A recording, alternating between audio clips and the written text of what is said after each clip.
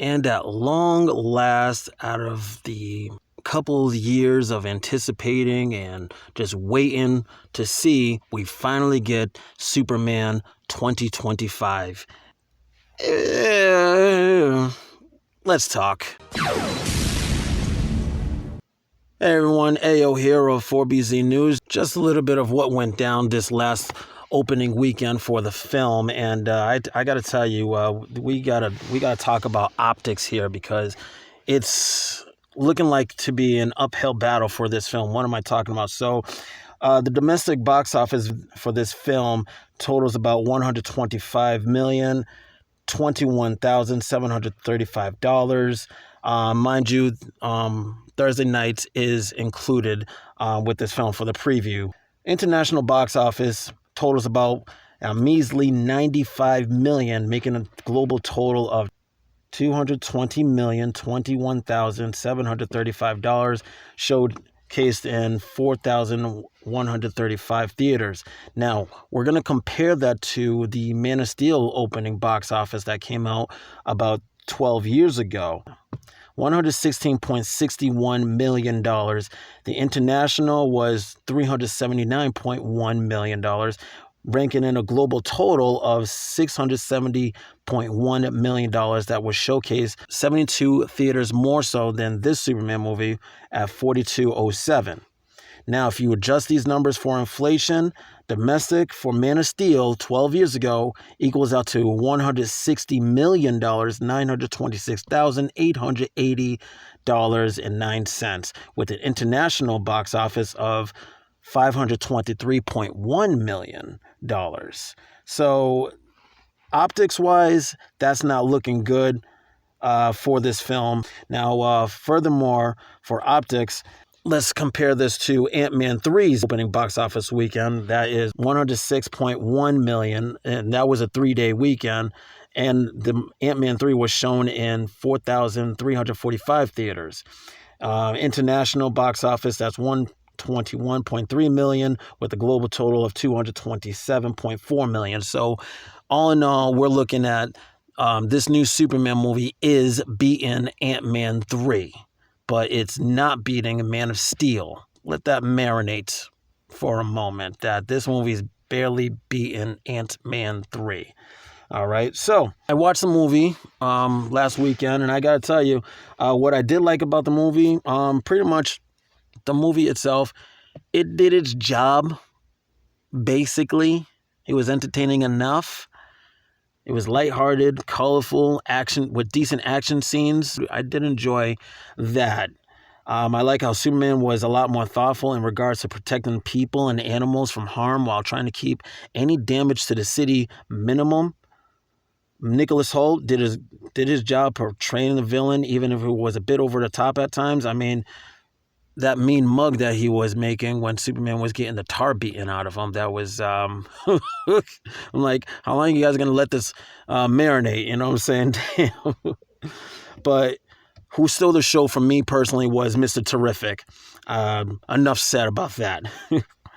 Superman was portrayed by David Cornsweet, and he was spot on for the most part. He got the corniness and the Boy Scout aura on lock with that character. Superman went through a lot in this film, from fighting the superpowered henchmen and kaijus, the world's view, and maintaining a strong stance of doing what's truly right to serve and protect humanity against Luthor's ideological envy and fear of Superman.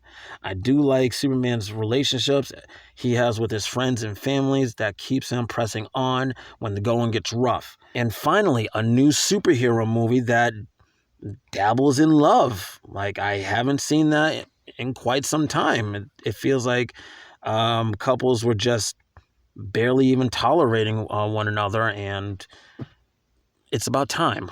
What I don't like about this film, my main gripes, is that for the serious moments, there was far too many jokes and quips that downplayed it. You know what I'm saying?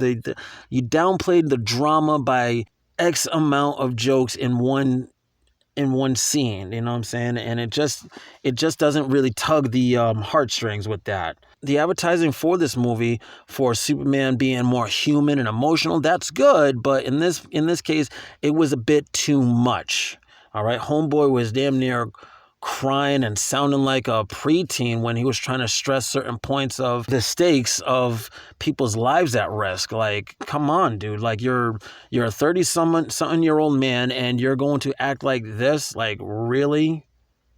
Really? I get that this is Superman's younger years and whatnot, but once again, you're in your early 30s here, Jack. Like, no. I like the suit in motion. However, the symbol, I still hate it. I hate that symbol. I always hated it. Main plot was around Luthor's plan to justify to kill Superman. It was not working with me. This dude is funding wars and creating casualties around those wars, and also creating a superpowered henchman while finding evidence that was supposed to destroy Superman's credibility was just flat out dumb. I mean, all the movie could have done was just have Luthor finding that evidence to destroy Superman's credibility, and that would have had Superman more so in a personal like struggle against himself and his stance on what he truly believes. Plus, later on down in the film, that's when they could have revealed that certain villain that I pretty much called out like 100 miles ahead. I pretty much called it.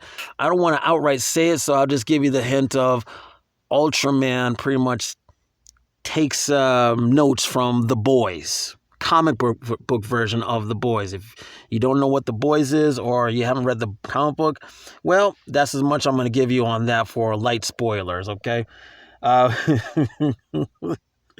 Also, too, get more spoiler territories, they gave Superman Goku's story, for crying out loud, like he was sent to Earth to conquer it. Like, okay, on the one hand, you want to, it's a brand new universe. I get that. You want to change up the lore. That could work for Zod further down the road. Maybe they would have Zod take notes from Vegeta. Why not? Since you already gave Superman Goku's story, so have at it. So all in all, this movie is facing an uphill battle to claim its cultural relevance. And as I've stated before, the movie basically did its job on a superficial level, but it lacks a certain edge or identity that makes it stand out even more so. I like it for what it is, but personally, Man of Steel is my go-to film for this character. All right, so that's pretty much all I got for today. If you guys enjoyed this video, hit that like button, subscribe, and share this video. We can have further discussion down in the comments section. Let me know what you all think about this film, or how you generally feel. Like, are you avoiding it outright, or what's going on in your mind? I definitely know this fan base, the DC fan base, is very split right now, kind of similar to Star Wars fan base, and I don't want to fuel the flames or be petty and whatnot, but that's as much I'm going to give you guys. This is a long enough video, so thank you for your time, and have a good one. Peace.